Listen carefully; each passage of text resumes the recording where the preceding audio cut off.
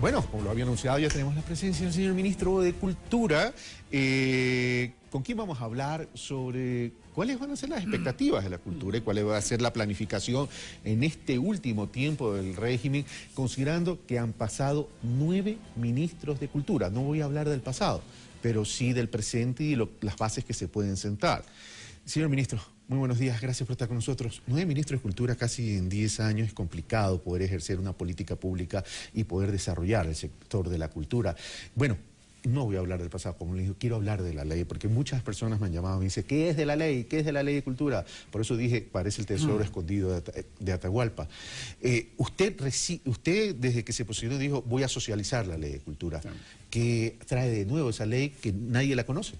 Bueno, o por lo menos gran parte de la sociedad. Bueno, primero, muchísimas gracias por la invitación, pero la Ley de Cultura ya está colgada en el portal web de la Asamblea Nacional, ya está lista para el segundo debate y una de las primeras cosas que hice fue reunirme con la presidenta de la Asamblea, reunirme con el presidente de la Comisión de Educación y Cultura de la propia Asamblea, para ya quedar de acuerdo en que la ley tiene que salir, la ley tiene que ser socializada, el proyecto que está para segundo debate.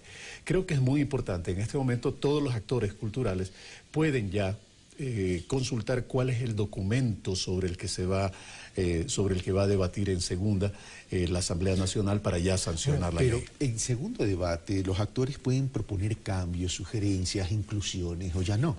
Bueno, hay un proceso de socialización que tiene que hacerlo la Asamblea, ¿no? Y en ese proceso, pues la gente opina, los propios asambleístas pueden introducir modificaciones. Y creo que básicamente lo importante en este momento es que tenemos un documento cierto sobre el cual debatir, porque hace tiempo había borradores, versiones, aportes de uno o de otro lado, y entonces se confundían con el documento como tal. Hoy día existe el documento que se va a debatir en segunda en la Asamblea Nacional, es el que está colgado en la página de la Asamblea. Exactamente. Ahora, lo importante de esta ley es que, por ejemplo, tiene definiciones de principio que son muy buenas, muy novedosas en términos de consideraciones amplias para el Sistema Nacional de Cultura. Tiene un capítulo dedicado al fomento de la cultura, al fomento de las artes y de las letras, y del cine también.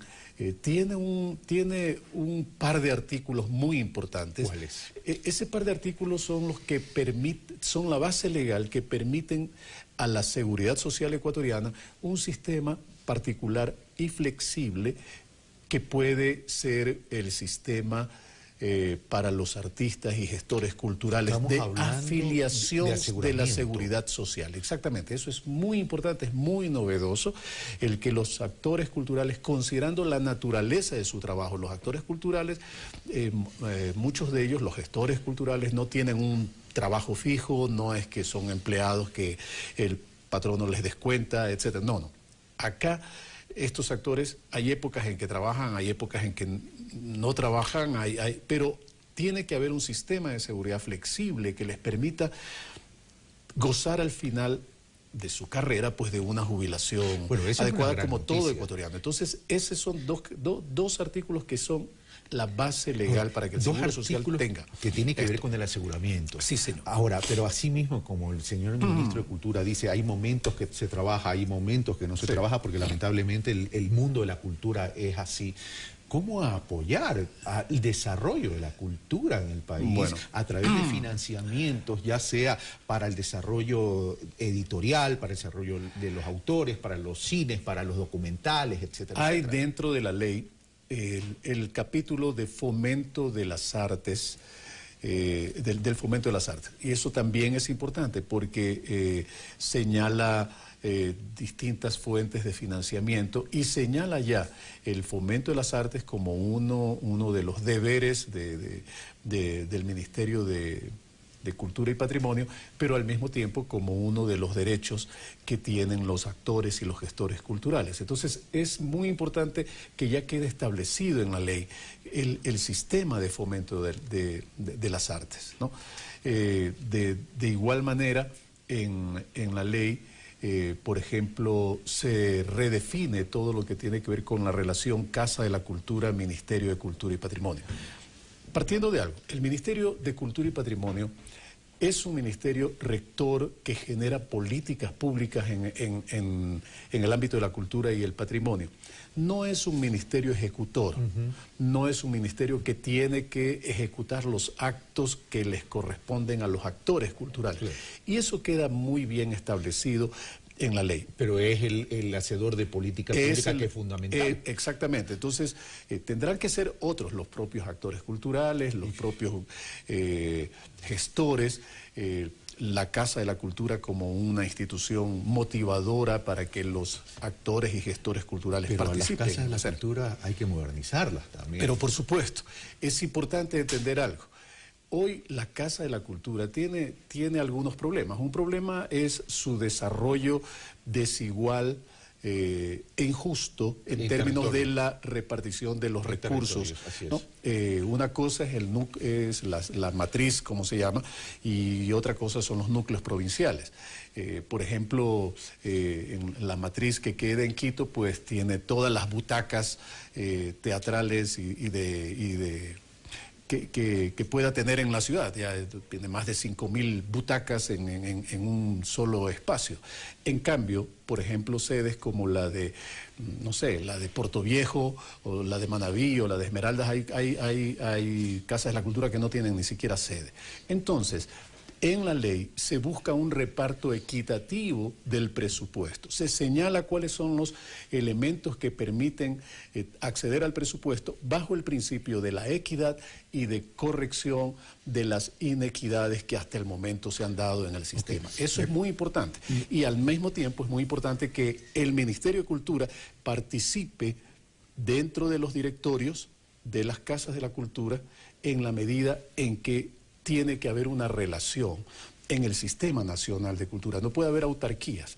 Lo que tiene que haber es una relación. Con la independencia del caso, pues la Casa de la Cultura tiene la autonomía para elegir sus autoridades, para desarrollar sus planes. Y hoy día en la ley está presentada como una casa de 24 núcleos provinciales más una sede nacional. Para poder articular incluso la implementación de la política pública.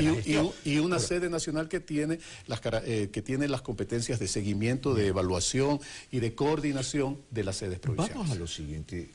Hablamos hace un momento del fomento de la cultura, del tema del apoyo financiero, etcétera, etcétera. Pero ¿cómo poder hacer sostenible ese fomento a las iniciativas de los gestores culturales a efectos de garantizar la sostenibilidad en el horizonte de tiempo? Porque la ley puede decir esto se va a financiar así, asado, etcétera, etcétera, pero el tema es que cuando hay una coyuntura complicada en términos de liquidez, ese fomento puede desaparecer o por lo menos suspenderse en el tiempo. Sí, bueno, todos los sectores tienen ese apremio, ¿no? Todos los sectores tienen esa duda siempre. Dice, hay una ley sobre tal cosa, bueno, ¿cómo se va a financiar? Bueno, acá el financiamiento está señalado por el propio presupuesto, por los aportes internacionales, por el 5% de las utilidades anuales del Banco del Estado. Está señalado por una recaudación de las tasas de espectáculos públicos de los GATS. Es decir, hay unas fuentes de financiamiento que permiten financiar el sistema como tal. Pero el financiamiento siempre depende de la política pública y siempre depende del programa, de las definiciones de un gobierno.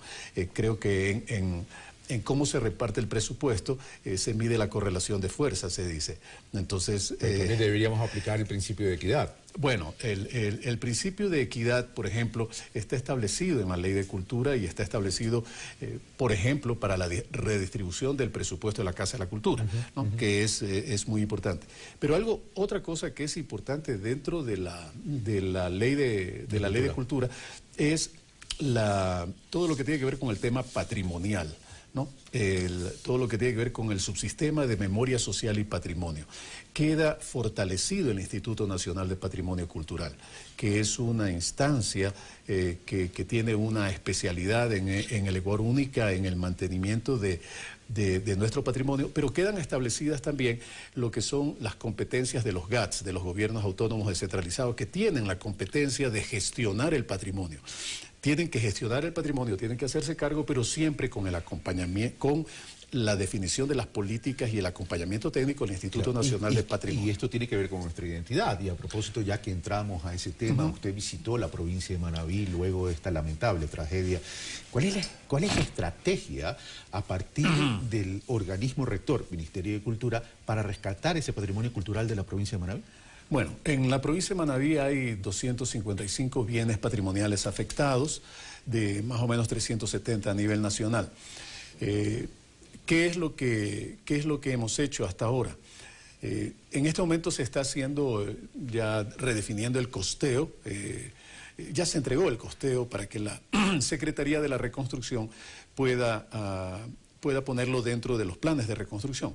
Pero sobre todo se ha entregado a cada uno de los GATS municipales de Manabí un mapa de los bienes patrimoniales, un plano de los bienes patrimoniales afectados, georreferenciados, y yo he hablado con algunos de los alcaldes de Manabí, con el alcalde de Bahía, con el alcalde Pedernales, con el de Puerto Viejo, Rocafuerte, Montecristi, y se les ha enviado a todos, señalándoles lo siguiente: en términos patrimoniales se debe proceder de otra manera frente a los bienes afectados. No es que se ve un bien que está ahí medio mal y ya hay que derrocarlo, no, hay que pensar en la memoria de la ciudad, en la memoria de la provincia, y entonces hay que buscar todas las maneras de que ese bien patrimonial sea conservado hasta el final. Si ya no se puede, pues no se puede, pero hay que mantener esa memoria. Nosotros hemos hecho ese trabajo se lo ha hecho desde la Subsecretaría de Patrimonio con su subsecretario Joaquín Moscoso, un excelente funcionario del Ministerio, y desde el INPC, con Lucía Chiriboga, la directora del INPC, es decir, un trabajo conjunto entre el Instituto Nacional de Patrimonio, como el organismo especializado, la subsecretaría como la gestora de las políticas. Ahí estamos trabajando en conjunto de esa manera. Entonces, en este momento ya tenemos la georreferenciación de los bienes patrimoniales afectados, entregado a los alcaldes, que son los gestores del patrimonio. Tenemos el costeo que se ha hecho, que está entregado a la Secretaría de la Reconstrucción. Y, por ejemplo, ya hay intervenciones directas del Ministerio, como recuperar el Museo de Manta y el Museo de Puerto Viejo, que tienen afectaciones menores. Entonces ya vamos a entrar en el proceso de reparación para que en 90 días ya pueda empezar a operar nuevamente esos dos museos. Señor Ministro, muchas gracias. Bueno, y lo felicito con este nuevo reto suyo de Ministro de Cultura. Ya fue Ministro de Educación, escritor por vocación, de una producción literaria bastante importante, y ahora Ministro de Cultura. ¿Su meta, señor Ministro, para este último año de gestión? Bueno, cosas muy concretas. Que quede la ley, que quede institucionalizado el programa de promoción del libro y de la lectura, que podamos realizar un primer y gran festival de artes vivas en Loja, y que el Ministerio quede institucionalizado y listo para las acciones que tendrá que desarrollar en el futuro.